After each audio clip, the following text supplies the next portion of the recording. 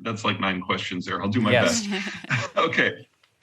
So as populations decline, the capacity for them to participate in normal economic activity collapses because you have to have sufficient young people to get it going, and that's no longer an option for a lot of countries. So the model of capitalism or socialism or fascism or communism or whichever ism you happen to be a fan of, they were all designed for the market getting a little bit bigger every year, and they can't cope with a market that's in terminal decline. In terms of global affairs, if you don't have safety on the high seas, and the US is the only country that can even pretend to guarantee that, the steps that allow for modern manufacturing supply chains, the complexity that brings us the goods that we use every day, that breaks down. In that sort of environment, individual countries will feel forced, or out of a sense of opportunity, to take matters into their own hands and try to generate regional manufacturing hubs, regional spheres of influence. The problem is that the resources you need to fuel a modern, industrialized, post-globalist world are not equally spread out around the world. They're very concentrated. So oil in the Persian Gulf, cobalt in Congo, nickel in northern Russia, for example. Not everyone can reach everything.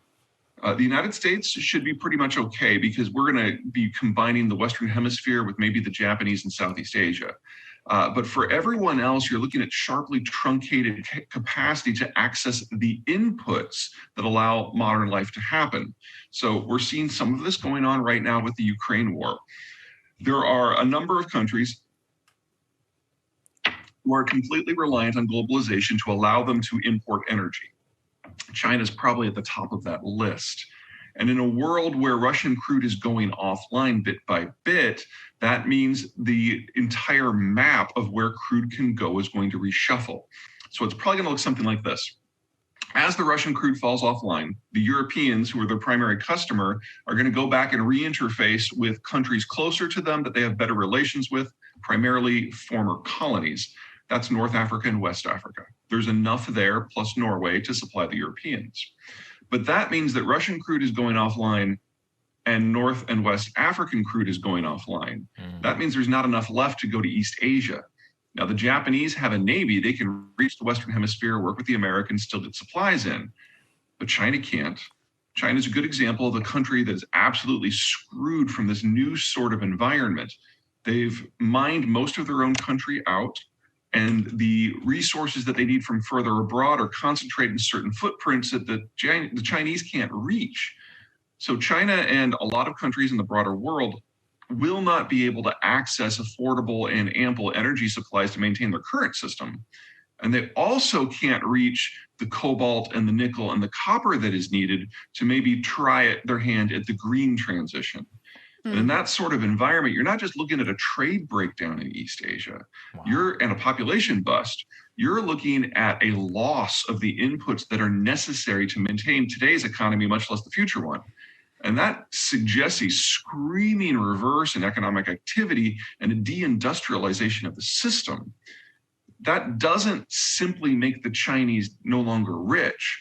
It puts the Chinese in an environment where they have to go back to subsistence rice paddy agriculture just to prevent their population from dying out. Some version of this is going to play out in large parts of the world. I'm specifically concerned with sub-Saharan Africa, North Africa and the Middle East, a little bit in Southeast Asia, a little bit in South Asia, and absolutely in Central Europe. Almost everything. So let's start with the demographic picture, since we've already kind of established that. The one-child policy has been in place for 40 years, and that means that the Chinese are running out of 30-year-olds. That's just how math works. Anyone who suggests that the Chinese think long-term or are good at math really needs to take a closer look at their system.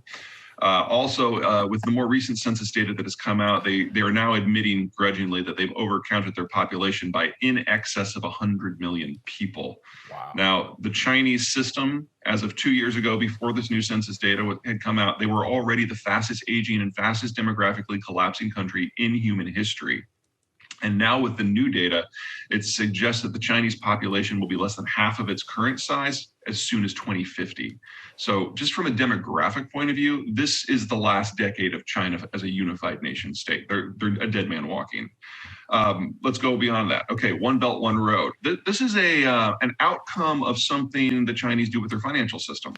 So we give the Fed a lot of crap for monetizing and printing currency and all that good stuff. And on average, we do print a substantial amount. But the US dollar is used as the lubricant for the world's largest economy. We have another 20 odd currencies in the wider world that are linked to it. And it is the sole currency for international trade and the primary currency in terms of store of value. As such, the American increase in the money supply actually broadly correlates with those other factors combined. So do we play a little fast and loose with the rules? Sure. Will we pay for that down the road? Probably. But the Chinese, the Chinese yuan is neither the store of value nor the currency of exchange. And yet the Chinese in any given month print 2 to 5 times as much currency as we do. Their overall money supply is over twice what ours is, and it's not internationally exchanged at all. They use that money to lubricate their systems to force capital into any company that might be able to employ people. So for us, the money supply is primarily an economic issue. For them, it's a political one, and it's treated appropriately. And that means that the Chinese are brimming with huge volumes of liquidity. And if you're someone in the know in China and you have access to that, it's a gold mine, because if you can get that currency out and exchange it for something else, anything else, even if the price is ridiculous, that means you've gotten some capital flight out and you have your rainy day fund. That's exactly what one belt, one road is on a global basis. Whenever you see the Chinese bidding $8 billion for something that's only worth $2 billion, that is not a sign of national strength. That is a sign of a corrupt bureaucrat who is establishing his nest egg. And they've now done that on a global basis. Now, there's lots of other impacts from this over-financialization, this hyper-financialization system.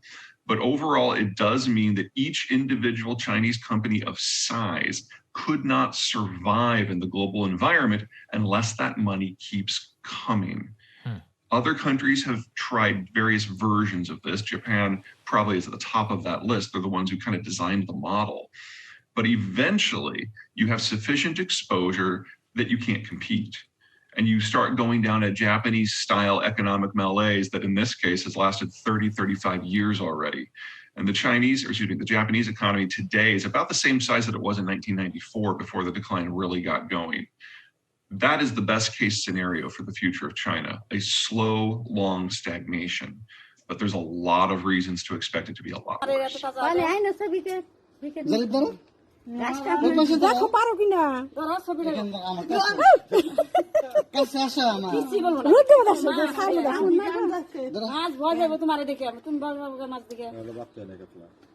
কাতলাই না নাকি? হ্যাঁ, জিয়ারত নামও দিয়ে দিছি।